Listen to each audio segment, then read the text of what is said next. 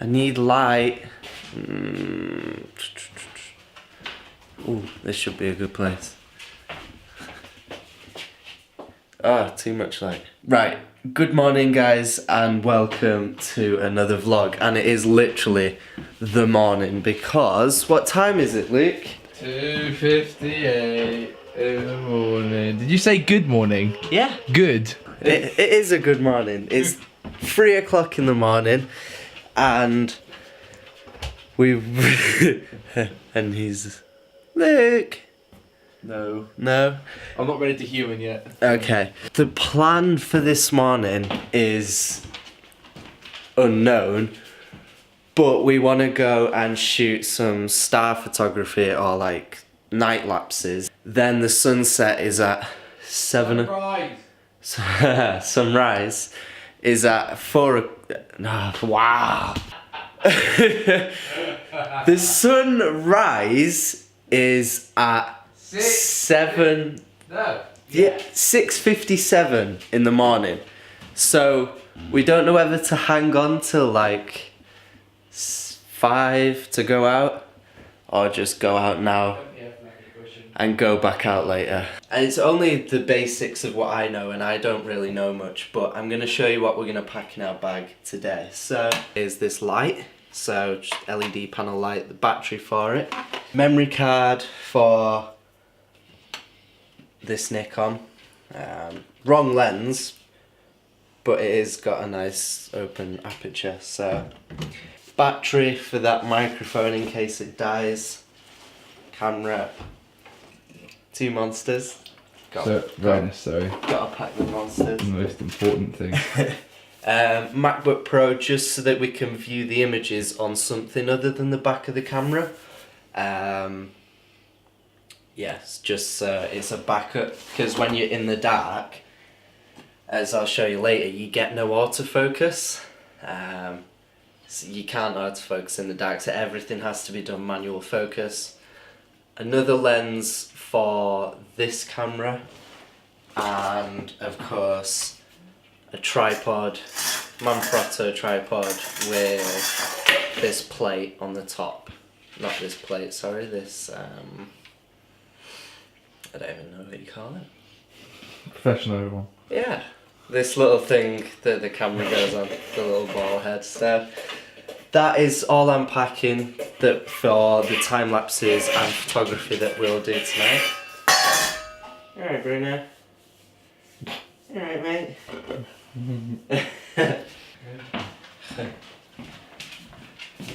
Right, so because we have plans for like the rest of the day, so like later on in the Sunday than this morning where we're shooting the star photography stuff, I'm gonna split the vlog up into 2 bits. So this will be its own separate vlog. So this will be vlog 15 and it'll just be star photography stuff. And then vlog 16 will start in the morning and will be a regular vlog that like anyone else can watch, that doesn't like use cameras and stuff. Right. I'm too warm now. This was a smart idea. Yeah. Right. We will spin to the top.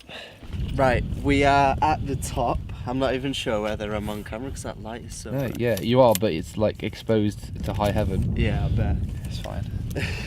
Better than not being exposed at all. I'll get you to do some filming in a sec. So much light. Look, there it is. Where's my hand? Down there. Right, I have set the tripod up as you can see. I've not quite framed it, but like I said, when you do night photography, everything has to be manual. The focus, all the settings. But because of this lens, I can get quite a nice open aperture and go right down with the ISO. So at the moment, I don't know whether you can see that. Can you see that on the top? Right, so the settings there are a 30 second exposure, aperture 1.8, with an ISO of 200. So let's see how that comes out. Right, I'm not sure whether you can see that, but that is the result of the first test. So no stars, probably because I've got that light there. Yeah. So yeah, one of the things you need to know about night photography is that it's all well and good having a light whilst you're, you know, setting up your gear, but then you need to turn the lights out. That sign's really annoying. As long as you're happy with the image, so I'm gonna take a few pictures, make sure you're shooting raw. This tutorial's gonna make no sense. It's just me kind of Rambling. going on. What? Yeah, it's probably right. I'll do a step-by-step thing. So your tripod has to be nice and sturdy, however it's set up. So you could set it up at its widest point, or this one, like I said, isn't going to move and it's not very windy tonight. Your settings on the camera, so I'm using this Nikon crop sensor camera. The settings that you want on the camera, as long as you can get a nice long shutter exposure, and try and keep the ISO as low as possible as you can. Like I said, shoot raw. That way you can pull, even though you're doing time lapses, shoot raw, because you can then just put them through Lightroom. Right, the camera is now focused. I have set all the right settings and stuff for it. So what I want to do now is change it into its time-lapse mode, and this is the only way that I've learned how to do it. But on a Nikon D7000, you can do time lapses, and this is how. To this mode here, mirror up, and then you come to menu and you go interval timer settings, where you will go to intervals,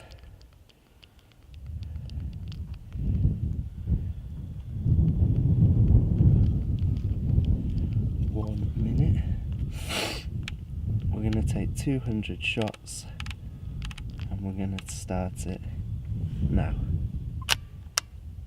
Okay, so the time lapse is now set up.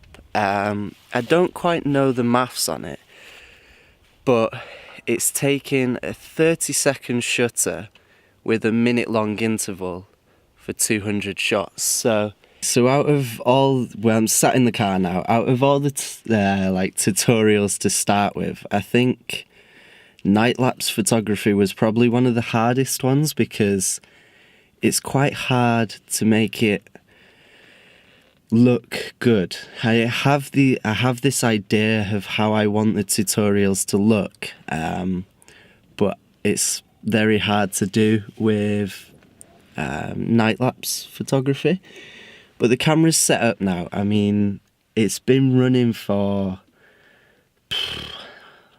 I don't know, 5-10 minutes, and it's not took many shots. Like I said, to take 200 shots for a night lapse is quite hard.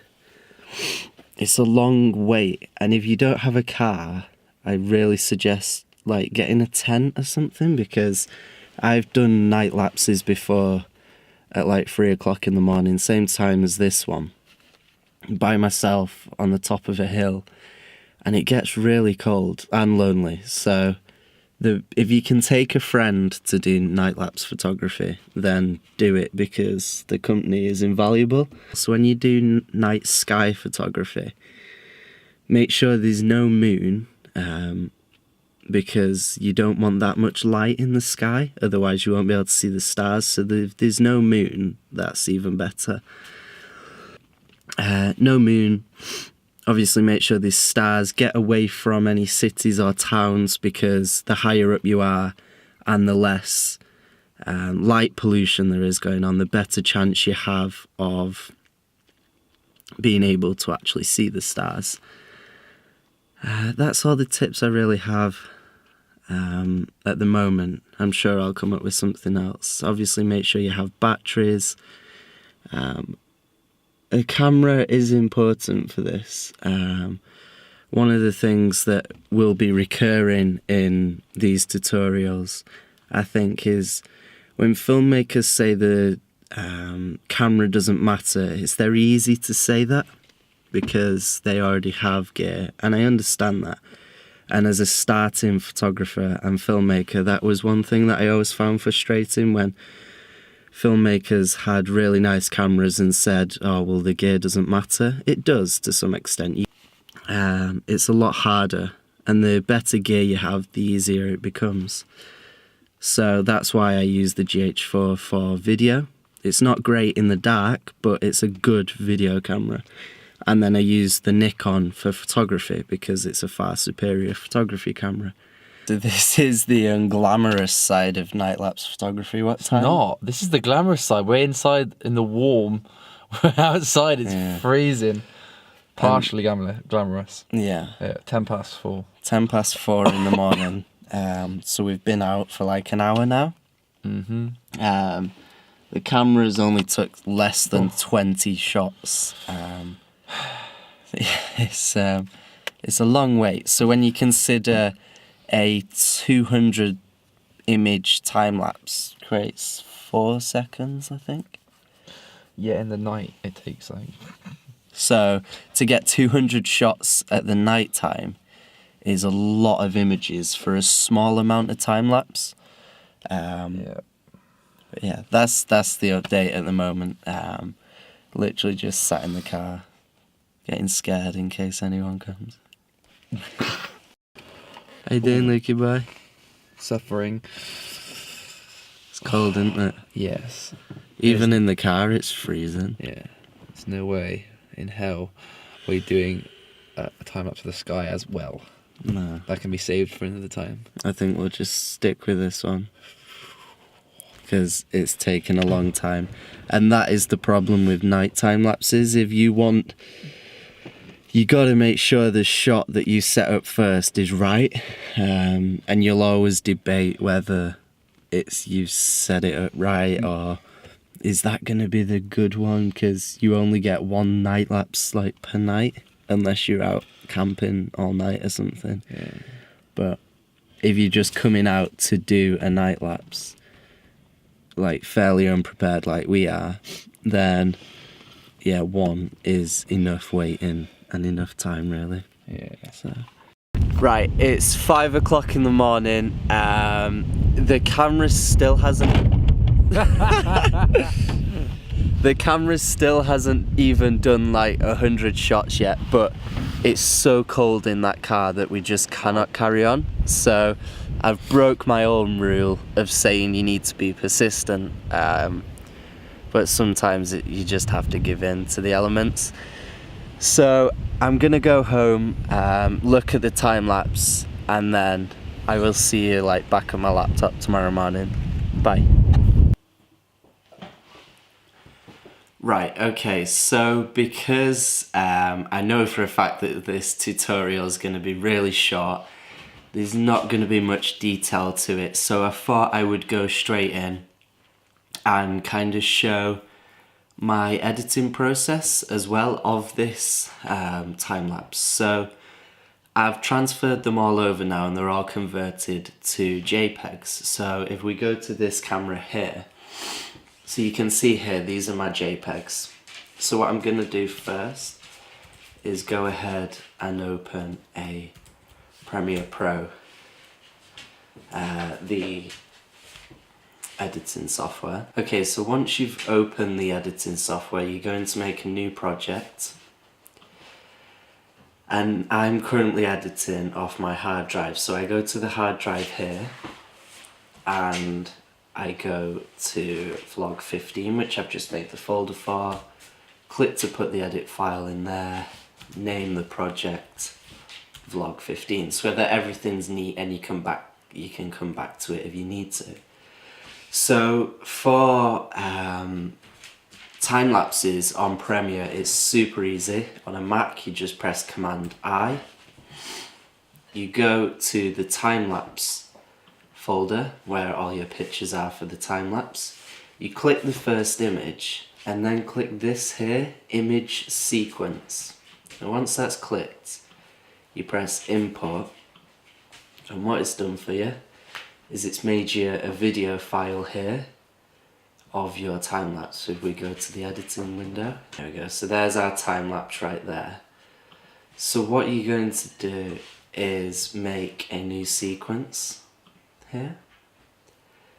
And because this camera films in 24, I usually make a 1080p 24 frames per second timeline, which is under the digital SLR bit. Which means that when we have to modify the time-lapse footage, so you go to modify, interpret footage, and then assume this frame rate. Now for 24 frames a second, it's not actually true, so it's 23.976. And we pop our time-lapse in here, keep existing settings, and then what you'll have to do is click on the time-lapse, double click it, go to Effect Controls, and then scale it down to match the 1080p timeline. So this is 40 off the Nikon. So actually I'm seeing a bit of flicker going on in that time-lapse. So first impressions of the time-lapse, it's not quite perfect. I've not done one of these night lapses for a very long time. It doesn't look too bad. I will now edit this, but here's the time-lapse. Okay guys, so I've nearly edited the this vlog / tutorial thing. So I hope you enjoyed it. That's my dogs. If you watch the vlogs, then you'll see. I hope you've enjoyed this tutorial. I mean, I've got loads more stuff planned, and hopefully it'll be slightly better quality because it'll be in the daytime. So if you enjoyed this video and you learned a little bit from it, then please subscribe. But as always, thanks for watching. Until next time, bye.